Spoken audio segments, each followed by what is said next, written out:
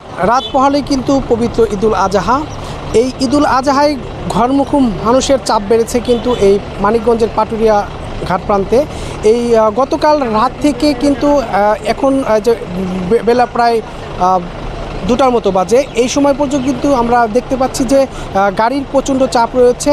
অপরদিকে যদি একটু আপনাদেরকে একটু জানিয়ে রাখি, সেক্ষেত্রে হচ্ছে এই পাটুরিয়া ঘাট প্রান্ত থেকে প্রতি বছরই কিন্তু ফেরি সংখ্যা বাড়ানো হলেও এবার কিন্তু 20টি ফেরির জায়গায় কিন্তু 17টি ফেরি করা হয়েছে। তো এর মধ্যে কিন্তু 2টি ফেরি কিন্তু বিকল হয়েছে। তো অর্থাৎ 15টি ফেরি দিয়ে কিন্তু এই যানবাহনগুলো পারাপার করা হচ্ছে। এবং আমার পিছনে যদি আপনাদেরকে দেখাই যে এই সকাল থেকেই কিন্তু যানবাহনের যে দীর্ঘ সারি, এই দীর্ঘ সারির মধ্যে কিন্তু যাত্রীদের যে ভোগান্তি, এই ভোগান্তির মধ্যেই কিন্তু এই পাটুরিয়া ঘাটপ্রান্ত দিয়ে তারা পারাপার হচ্ছে। আমরা এখানে কথা বলেছি কয়েকজন যাত্রী এবং যানবাহন মালিকের সাথে। তারা যেমনটি জানিয়েছে যে এই দীর্ঘ প্রায় 4 থেকে 5 ঘন্টা অপেক্ষার পরে কিন্তু তাদের ফেরিতে যেতে হচ্ছে। এবং বিআরডব্লিউটিসি যেটা জানিয়েছে যে পদ্মায় প্রবল স্রোত থাকার কারণে কিন্তু তাদের যে ফেরির যে গন্তব্যস্থলে পৌঁছানোর জন্য যেটুকু সময় প্রয়োজন, তার অধিক সময় কিন্তু লেগে যাচ্ছে, যার কারণে কিন্তু সঠিক সময়ে কিন্তু একটি ফেরি কিন্তু ঘাটপ্রান্তে এসে পৌঁছাতে পারছে না। আমরা একজন যাত্রীর সাথে একটু কথা বলতে চাই যে আসলে আপনারা এখানে আসছেন কোথায় যাবেন? পিরোজপুর যাব। এখানে কতক্ষণ ধরে অপেক্ষা করছেন? এখানে 1 ঘন্টার উপরে হবে। আচ্ছা, মানে এবারে ঈদযাত্রাটা কেমন হয়েছে? এবার ঈদযাত্রা আসলেই দুঃখজনক, কারণ বিগত অনেক বছর পরে এই রুটে যাতায়াত করছি। বাট এক্সপিরিয়েন্স একেবারেই, বিশেষ করে বাচ্চাদের অনেক কষ্ট হচ্ছে, ওরা গরমে প্রচণ্ড কষ্ট পাচ্ছে আর কি। তো মনে করছিলাম গত ঈদের সময় এই রুটটাতে দেখছিলাম আপনারা নিউজ করছিলেন যে রুটটা ক্লিয়ার ছিল, আমরা সেই আশায় এবার এদিক থেকে আর কি টিকিট কেটেছি। বিগত 5-6 বছরে মনে হয় এই রুটে চলাচল করিনি। ওয়ালটন আবারও মিলিয়নিয়ার অফারে ওয়ালটন ফ্রিজ কিনে আপনিও হয়ে যেতে পারেন মিলিয়নিয়ার।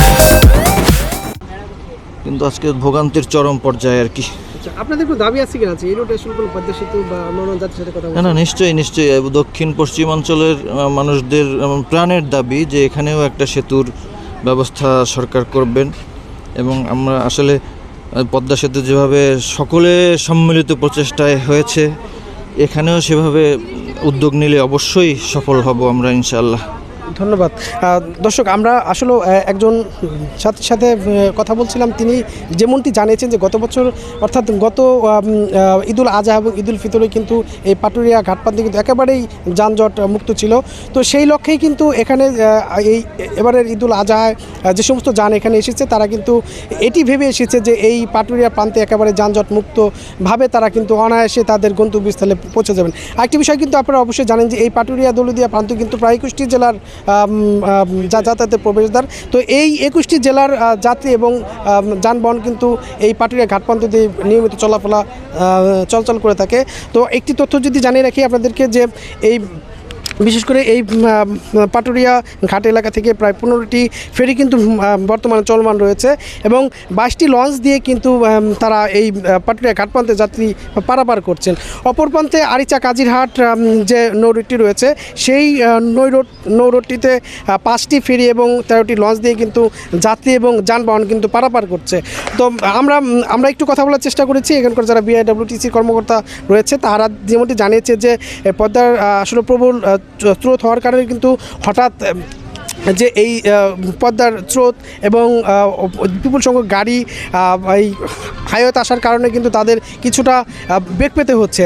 তো এখানে একটি বিষয় আপনারা সবাই অবগত আছেন যে এই যে বিশেষ করে পাটুরিয়া প্রান্তে কিন্তু পূর্বে থেকেই মানে এক ধরনের ভোগান্তি খ্যাত হিসেবে কিন্তু পাটুরিয়া যে ফেরিঘাট এটি প্রচলিত ছিল।